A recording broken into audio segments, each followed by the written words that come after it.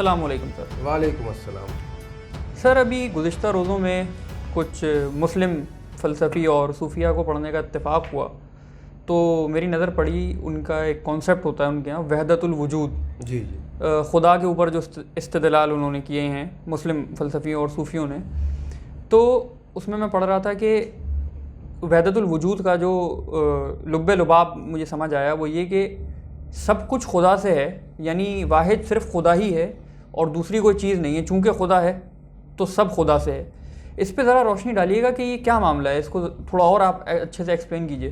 बिस्मिल्लाहिर्रहमानिर्रहीम। देखिए मोइस बेटा, जितना हमने इसको समझने की कोशिश की और जितना पुराने फ़लसफ़ियों को और सूफिया को स्टडी किया हमने, तो अपनी तो नाक़िस अक़ल के अंदर ये बात समझ में आई कि सूफिया जो कहना चाहते थे या जिन्होंने ये कॉन्सेप्ट प्रेजेंट किया, जिसमें पेश इब्न अरबी का नाम लिया जाता है, और जिन लोगों ने इस कॉन्सेप्ट को इंटरप्रेट किया या इब्न अरबी को इंटरप्रेट किया, उसकी तशरीह की, बहुत फ़र्क है मुझे मेरी नज़र में। देखिए, अगरचे इब्न अरबी जैसे फ़लसफ़ी और सूफिया ये कहना चाह रहे हैं, जो कि सूफिया का सबका बॉटम लाइन यही होता है, वो कहते भी यही हैं कि पूरी कायनात जो है वो अल्लाह ने बनाई। तो अगर मैं ये जुमला कहूँ कि ये कायनात अल्लाह से है, जब हम कहते हैं अल्लाह से है तो उसका मतलब ये होता है कि उसके हुक्म से है, उसके दम से है, उसके नूर से है, तो बात सही है, और वो यही कहना चाह रहे हैं गालिबन। तो वही फरमाते हैं कि पूरी कायनात अल्लाह से है और अल्लाह तक है। कोई भी चीज़ जब किसी की ज़ात से निकलती है तो उसका वजूद उसकी ज़ात से होता है और ज़ात तक होता है। अगर हम इसको बहुत ही अदना दर्जे पे समझाने की कोशिश करें आम इंसान को, तो मैं अगर आपसे कहूँ कि मोइस आपकी कई सिफ़ात हैं, आपको गुस्सा भी आता है, आपको प्यार भी आता है, आप नाराज़ भी होते हैं, तो फ़र्ज़ कीजिए आपने अपनी एक सिफ़त का मुज़ाहरा किया, गुस्सा। वो गुस्सा आपकी ज़ात से निकला, डिस्प्ले हुआ, जिसको भी आपने गुस्सा किया उस पर उसका असर हुआ, उसका कहर आया। फिर वो गुस्सा असरअंदाज होने के बाद कहाँ जाता है? वापस बैक टू ज़ात पे आ जाता है। तो किसी भी चीज़ का वजूद जो होता है वो ज़ात से निकल कर ज़ात तक होता है। तो इस कायनात का वजूद किससे है? अल्लाह की ज़ात से। तो सूफिया ने कहा कि पूरी कायनात और जो कुछ भी है वो अल्लाह की ज़ात से है और अल्लाह की ज़ात तक है, और अल्लाह ने अपनी ज़ात से ही जिला बख्शी है इस पूरी कायनात को और जो कुछ भी वजूद में। अच्छा, अब अल्लाह अपनी ज़ात से कैसे जिला बख्शता है चीज़ को? तो अल्लाह ने फरमाया है कुरान में, अल्लाहु नूरुस समावाति वल अर्द, जो कुछ भी ज़मीन और आसमानों में सब कुछ है वो मेरे नूर से है।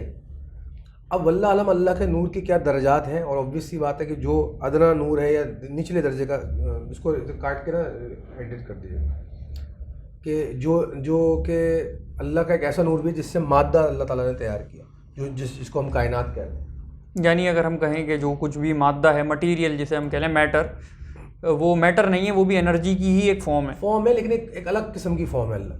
अच्छा, ये बात हमें मुशाहिदे से एविडेंट नज़र आती है कि मुख्तलिफ अदवार के मुख्तलिफ दराजात के नूर कायनात में नज़र आते हैं। फ़रिश्तों का नूर अलग है, जन्नात का नूर अलग है, औलिया अंबिया का नूर अलग है, इंसानों का नूर अलग है, जानवरों का नूर अलग है, चरिंद परिंद पहाड़ दुनिया, हर चीज़ अलग अलग एनर्जी से बनी हुई है। तो कहने का मतलब ये कि सूफिया ने इस बात को, इस कॉन्सेप्ट को समझाने की कोशिश की कि जो कुछ भी कायनात में है वो अल्लाह के नूर से, हैंस अल्लाह की ही ज़ात से जिला बख्शा हुआ नूर है, हैंस अल्लाह ही वाहिद है और सिर्फ वही है। अब उन्होंने इस जुमले को इस तरह कहा कि जब आप सूफ़ी का माइंडसेट कहते हैं या सफ़र सुलूक में होते हैं, या आपको एनलाइटमेंट मिलती है या आपको आपकी रूह जो है बेदार होती है, तो आपको पूरी कायनात में एक ही नज़ारा नज़र आता है। वो क्या आता है? नूर इलाही। हर चीज़ में अल्लाह का नूर नज़र आ रहा होता है। बकौल इकबाल के उन्होंने भी एक शेर में इसी फ़लसफ़े को बयान किया। वो फरमाते हैं कि सीनस चे फ़ारान अस्त या रब चे मकाम अस्ती, हर ज़र्रा खाके मन चश्मे अस्त तमाशा अस्त। यानी कि या अल्लाह, ये कैसा मकाम आ गया है, मेरा सीना जो है मैदान बन गया है, मेरी ज़ात का हर ज़र्रा तेरे नूर के नज़ारे कर रहा है। यानी कि इंसान पे एक ऐसी कैफियत भी आती है कि उसको हर जगह नूर इलाही नज़र आता है, हर चीज़ में। दरख्त को देखेगा तो उसमें भी उसको अल्लाह का नूर नज़र आता है। तो जब सूफिया औलिया इन कैफियत से गुज़रे या गुज़रते हैं, तो वो फिर ये जुमला कहने से बाज नहीं रह नहीं पाते कि हर चीज़ में अल्लाह का नूर है और हर चीज़ में मुझे अल्लाह का ही जलवा नज़र आ रहा है। तो इस कॉन्सेप्ट को वहदतुल वजूद फरमाया उन्होंने, इब्न अरबी ने, जितना मैंने उनको तसल्ली से पढ़ने की और समझने की कोशिश की। وہ کہنا یہ چاہ رہے تھے. اب ہوا کیا اس کے بعد کہ ہم نے یہ بھی دیکھا کہ اس کے بعد کے کافی سارے علماء، فقراء، صوفیہ، سو کالڈ پروکلیم صوفیہ، پروکلیم علماء، فلسفی، انہوں نے ابن عربی کی اس فلسفے کو، وحدت الوجود کو، ان الفاظوں میں انٹرپریٹ کیا کہ یہ تو کہہ رہے ہیں جناب ہر چیز اللہ ہے، نعوذ باللہ. وہ کہہ رہے ہیں جی گائے میں بھی اللہ کا نور ہے، تو نعوذ باللہ گائے بھی اللہ ہے. یا تو چیز کانسیپٹ کو سمجھنا اور اس کو انٹرپریٹ کرنا دو الگ چیزیں ہوتی ہیں. ہمیں یہ بھی سمجھ میں آیا کہ چیز جب بات فلسفے کی ہو رہی ہوتی ہیں تو آپ کی جو انڈرسٹینڈنگ ہوتی ہے، آپ کی سمجھ ہوتی ہے، وہ کانسیپچول ہونی چاہیے، لٹرل نہیں ہونی چاہیے. اگر اس پہ ذرا سا بھی لٹرل انڈرسٹینڈنگ کا غلبہ آ گیا تو کانسیپٹ تباہ ہوتا ہوا نظر آتا ہے، اور وہی وحدت الوجود کے ساتھ ہوتا ہوا نظر آیا. اب اس کے بعد جو لوگوں نے جو بھی تشریحات کی اس سے ہم اختلاف نہیں کر سکتے، یا ہم ان کو برا بلا نہیں کہہ سکتے. ہر کسی کی اپنا ایک خیال ہے، سب قابل احترام ہے. اچھا سر، یہ تو رہا وحدت الوجود کہ یہ کیا ہے. ایک اور چیز اس کے مقابل جو میں نے پڑھی، ایک اور کانسیپٹ جو میں نے پڑھا، وہ تھا وحدت الشہود، جی، جو اس کے بالکل برعکس ہے.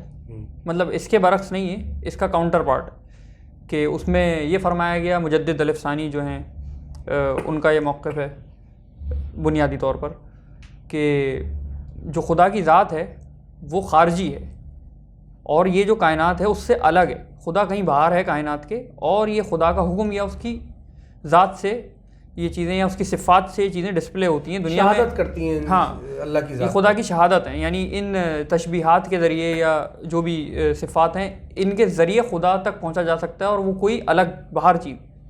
تو اس کو ذرا اور مزید آپ اس پر روشنی ڈالیے کہ یہ کیا ہے. اس فلسفے میں بھی مختلف زاویے سے اس کو دیکھا جا سکتا ہے موئز، کہ یہ کائنات وجود رکھتی ہے تو یہ شہادت ہے، یہ شہود ہے اللہ کے ہونے کا.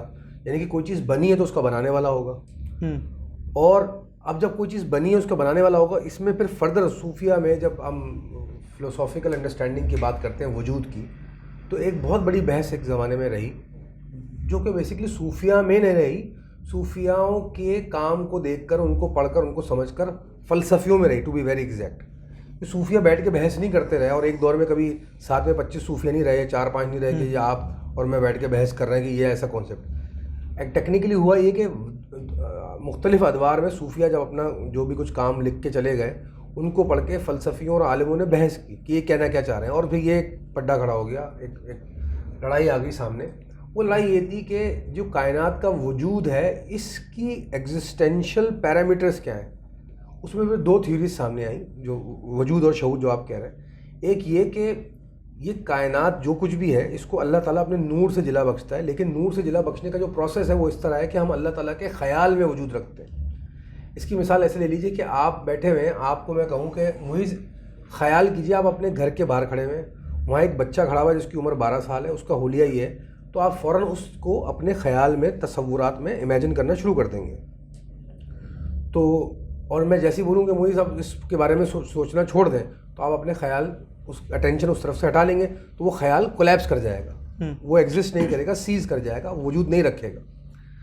تو ایک کانسیپٹ یہ کہ یہ جو پوری کائنات ہے، اور قرآن کی آیت یہ ریفر کرتے ہیں جو اس پہ بحث کرنا چاہتے ہیں لوگ جو فلسفی ہیں، کہ جی قرآن میں ہے کہ یہ دنیا ایک دھوکہ ہے. تو خیال ایک دھوکہ ہوتا ہے، وہ ایگزسٹ جب تک کرتا ہے جب تک اس پہ آپ فوکس کر رہے ہو، اٹینشن دے رہے ہو. تو ہم بھی اللہ تعالیٰ کے خیال میں وجود رکھتے ہیں، پوری کائنات خیالی وجود رکھتی ہے. اور اللہ تعالیٰ نے قرآن میں فرمایا کہ اگر میں تھوڑی دیر کے لیے بھی اس پہ سے اپنا دھیان ہٹا لوں تو یہ کائنات کولیپس کر اونگ نہیں آتی. ہاں، تو اس کو بیس بنا کے لوگ کہتے ہیں کہ یہ وحدت الوجود کا کانسیپٹ یہ ہے کہ ہم اس کے خیال میں ایگزسٹ کرتے ہیں اللہ کی ذات کے. اور جس دن بھی اللہ نے خیال میں سے یہ فوکس ہٹایا تو کائنات سیز کر جاتی، کولیپس کر، اس کو ہم قیامت کہہ دیتے ہیں. اب وحدت الشہود کا کانسیپٹ جو ہے جس طرح آپ نے فرمایا، اس کی انڈرسٹینڈنگ لوگ کہ ہمیں یہ سمجھ میں آئے، لوگ یہ کہنا چاہ رہے ہیں کہ نہیں، اللہ کی ذات ایک الگ وجود ہے، اور کائنات اس نے کوئی فزیکلی کریٹ کی ہے چیز کہ بھائی میں نے کھلونا بنایا ہے، یہ میں نے کائنات بنائی، یہ سامنے ہے، اور وہ اس کو مینیپولیٹ کر رہا ہے اور فزیکلی اس کو واچ کر رہا ہے، دیکھ رہا ہے. تو یعنی کہنے کا مطلب کائنات کا وجود ماورا تو نہیں کہیں گے، یا اللہ کی ذات سے الگ ایک چیز ہے، اور اس کا ہونا ہی اس چیز کی شہادت ہے کہ اس کا کوئی بنانے والا ہے. تو یہ دونوں کانسیپٹ جو ہیں جو آپ نے فرمائے، یہ ڈیبیٹیبل ہے. हाउ यू अप्रोच थिंग्स, और हकीकत वही जानता है जो हकीकत से करीब है, हम इतना कह सकते हैं। तो सर आवाम में इन दोनों कॉन्सेप्ट्स को लेके, वहदतुल वजूद और वहदतुल शुहूद को लेके एक बड़ी गुमराही पाई जाती है।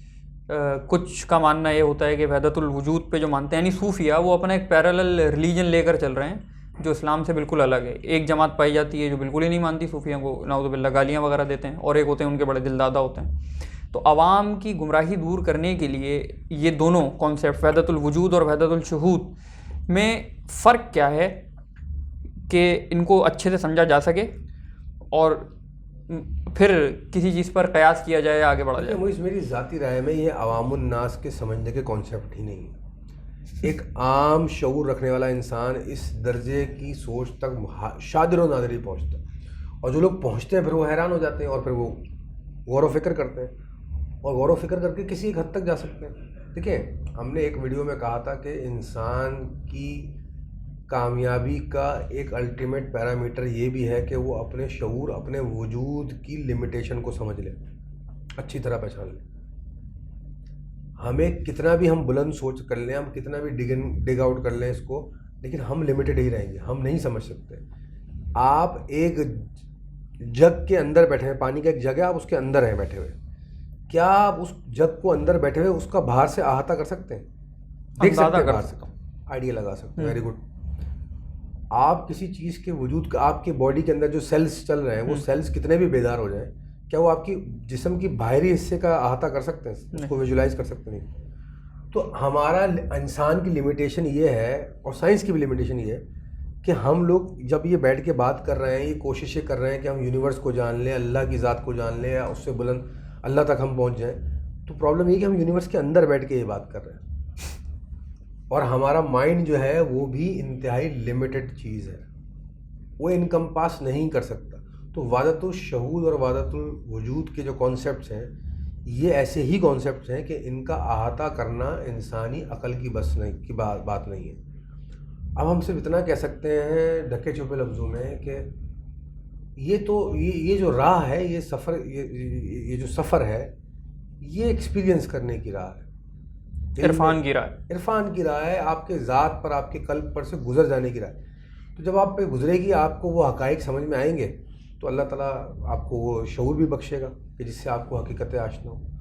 तो यानी कि जो इंसान इतने बुलंद मुकाम पर है कि वो कायनात को और पूरे निज़ाम को अगर बाहर से देख सकता है, उसको समझ सकता है, अहाता कर सकता है अपने शऊर से, वही समझेगा कि वहदतुल वजूद और वहदतुल शुहूद का फ़र्क क्या है, वरना फिर सब इल्मी बहस ही है। Thank you sir.